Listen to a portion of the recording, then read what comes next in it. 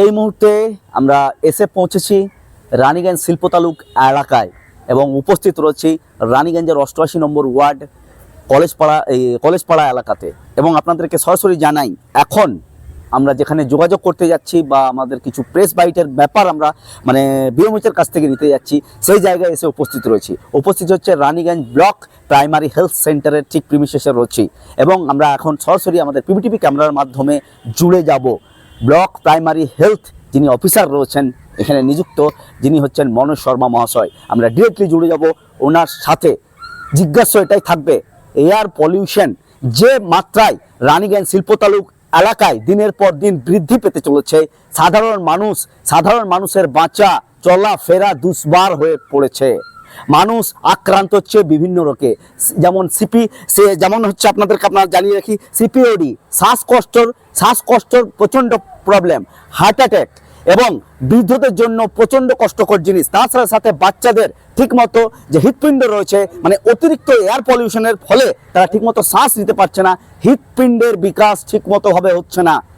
এবং আমরা এখন সরাসরি জুড়তে চলেছি এখানে যিনি বিওম্যাচ রয়েছেন মনোজ শর্মা মহাশয়ের কাছ থেকে। আপনাদেরকে আরেকটা জিনিস জ্ঞাত করিয়ে রাখি, রানীগঞ্জে এত এয়ার পলিউশন, এই জন্য এখানে এয়ার পলিউশনের যে কোয়ালিটি প্রচণ্ড আনহেলদি। 222 AQI যেটা হচ্ছে 222, প্রচণ্ড আনহেলদি।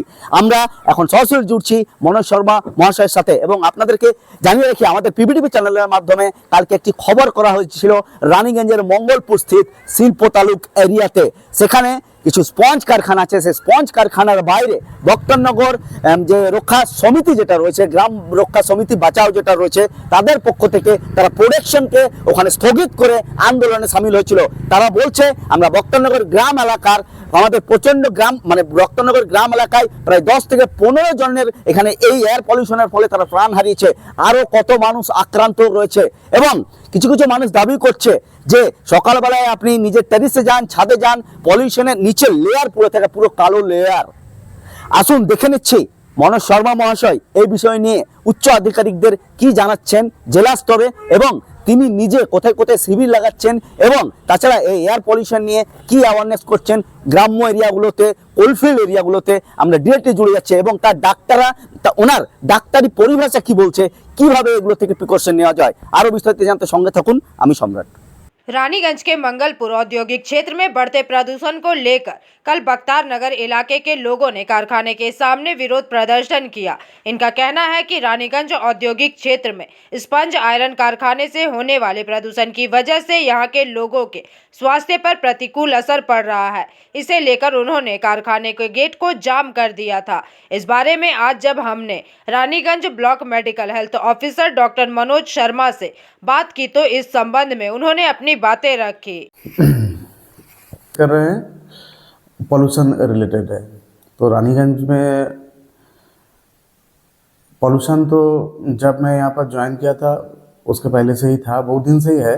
आप जैसे बता रहे थे कि लास्ट 100 साल समथिंग। तो मुझे लगता है कि इससे पहले से भी था, क्योंकि ये छोटा एरिया है, কনজেস্টেড এরিয়া, আর এর চারিদিকে বিভিন্ন রকমের ইন্ডাস্ট্রি আছে, কোল মাইন্স আছে, তার সঙ্গে ছোটোখাটো আরও বিভিন্ন শিল্প কারখানা আছে। সব মিলিয়ে এখানে কিন্তু পলিউশনটা বেশ ভালোই রয়েছে। এবং দেখতে গেলে আমরা যদি যদি দেখি যে পলিউশন থেকে কি রোগ হতে পারে, তাহলে আমরা প্রথমে normally asthma, COPD, lung cancer, এই সমস্ত ডিজিজগুলো হচ্ছে কমন। এছাড়াও রিসেন্টলি হার্ট অ্যাটাক, স্ট্রোক, তারপর হাইপারটেনশন, তারপর হচ্ছে কগনিটিভ ডিসএবিলিটি, এরকম বিভিন্ন রকমের সমস্যা কিন্তু এই পলিউশন থেকে আস্তে আস্তে কিন্তু বাড়ছে। তো আমরা পলিউশনটাকে যদি কন্ট্রোল না করি তাহলে কিন্তু এই ডিজিজগুলো কিন্তু আরও বেশি বাড়বে। ঠিক আছে, देखिए ये COPD वो क्योरेबल डिजीज नहीं है, क्योर হয় না এটা। তো বিভিন্ন সময়ে বিভিন্ন কারণে ওটা ডিপেন্ড করছে, কিছু কিছু সিচুয়েশনের উপর বেস করে সেটা এক্সাজারবেট করতে পারে, মানে সেটা বাড়তে পারে আর কি। তো ন্যাচারালি শীতকালে যেহেতু পলিউশন একটু লেভেল, মানে পলিউশনের ইয়েটা কি বলবো, ইন্টেন্সিটিটা একটু বেশি থাকে এবং টেম্পারেচারটা কম থাকে, এয়ারটা ড্রাই থাকে, সেই জন্য কিন্তু এই ডিজিজগুলো শীতকালে একটু বাড়াবাড়ন্তি হয়। তো এর কি বলে যে যাতে কন্ট্রোল করা যায় তার জন্য আমাদের কাছে আছে ট্রিটমেন্ট বা অক্সিজেন কনসেন্ট্রেটর, নেবুলাইজার মেশিন, ঠিক আছে, ইনজেক্টেবল আরও ওষুধপত্র আমাদের কাছে আছে। আমরা তো অ্যাকচুয়ালি শুধুমাত্র পলিউশনের ওপর তো হেলথ ক্যাম্প করছি না, আমরা হেলথ ক্যাম্প করছি, সপ্তাহে 6 দিনই হেলথ ক্যাম্প হচ্ছে। এবং এখন তো মোবাইল মেডিকেল ক্যাম্প, হ্যাঁ, জিপি এরিয়া মানে পঞ্চায়েত এরিয়া এবং মিউনিসিপ্যালিটি এরিয়াগুলোতে এই ক্যাম্পগুলো হচ্ছে, সপ্তাহে 6 দিন করে হচ্ছে।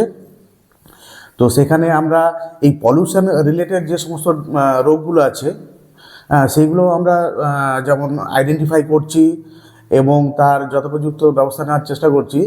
তার সাথে সাথে অন্যান্য সাধারণ আরও যে সমস্ত রোগগুলি আছে সেইগুলোরও আমরা রোগ নির্ণয় এবং তার চিকিৎসার ব্যবস্থা করছি। দেখিয়ে পলিউশন বাচ্চাদের ক্ষেত্রে ও বয়স্কদের ক্ষেত্রে ক্ষতিকর একটু বেশি, তুলনামূলকভাবে অ্যাডাল্ট যারা আছে, মানে বিশেষ করে যারা 15 থেকে 45 বছর বা 50 বছর এজেড আছে, তাদের থেকে ওরা একটু মানে ভুলনারেবল বেশি। তার কারণ তাদের প্রথমত হচ্ছে যে ইমিউনিটি সিস্টেমটা বাচ্চাদের ক্ষেত্রে অতটা ভালোভাবে ডেভেলপ করে না, আর বয়স্কদের ক্ষেত্রে ইমিউনিটি সিস্টেমটা ডিক্লাইনের পথে থাকে। তো রোগ প্রতিরোধ করার ক্ষমতাটা যেটা, সেটা বাচ্চা এবং বয়স্কদের ক্ষেত্রে একটু कम থাকে। गाइडलाइन यहाँ पर तो रानीगंज के लिए स्पेशल बता रहा था, उसमें हार्ट अटैक, स्ट्रोक सभी आता बोला हूँ। तो इसका तो रिस्क बढ़ता ही है। स्पेसिफिक रानीगंज के लिए वैसा एडवाइजरी नहीं है, लेकिन हम लोग को माने সতর্ক रहना पड़ेगा, আমাদেরকে সচেতন থাকতে হবে এবং তার জন্য যেমন মাস্ক ব্যবহার করা যেতে পারে, তার সাথে সাথে যেখানে অত্যধিক ধুলো, ধোঁয়া এবং পলিউশন রয়েছে সেই জায়গাটা কিভাবে এড়িয়ে যাওয়া যেতে পারে, দরকার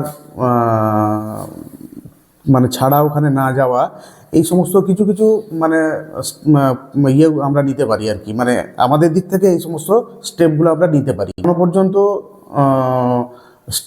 মানে বিশেষ করে রানীগঞ্জের জন্য শুধুমাত্র ওই রকম কিন্তু অ্যাডভাইজারি কিছু আসেনি যে এখানে পলিউশন এইভাবে কন্ট্রোল করুন বা কিছু একটা, এবং সেটা এলেও এখনো পর্যন্ত আমাদের কাছে নেই। पॉल्यूशन डिपार्टमेंट के तरफ से हम लोग को तो कोई इंस्ट्रक्शन বা कोई एडवाइजरी तो नहीं दिया गया है। नहीं आप মানে আমরা রানীগঞ্জের এখান থেকে আমরা দিইনি, কিন্তু মোস্ট লাইকলি ডিস্ট্রিক্ট লেভেল থেকে ওটা জানানো হয়েছে হয়তো। समझिए कि लगभग 80-90% मैंने पहले जो था उसके हिसाब से बता रहा हूँ। कोलियरी बेल्ट के तरफ से कॉलोनी बेल्ट जहाँ पर प्रदूषण के लिए हम लोग को तो समझिए कि पूरा जीपी में 23 SSK है, HWC है, ठीक है, वहाँ पर तो स्क्रीनिंग होता है। तो मैंने किस लिए मैं बोला कि समझिए कि आज से 10 साल पहले हर एक रोज समझिए कि 2 पेशेंट या 3 पेशेंट आता था, वही अभी बढ़ के 20% या 25% आ रहा है। तो समझिए कितना परसेंट बढ़ रहा है। तो उस हिसाब से मैंने परसेंटेज लगाया हूँ। ये वाला सिर्फ हमारे यहाँ पर OPD IPD में जो पेशेंट आ रही है ना, आ रहा है, उसके हिसाब से मैं परसेंटेज बोल रहा हूँ। रानीगंज से सम्राट दास की रिपोर्ट, PVTV न्यूज़।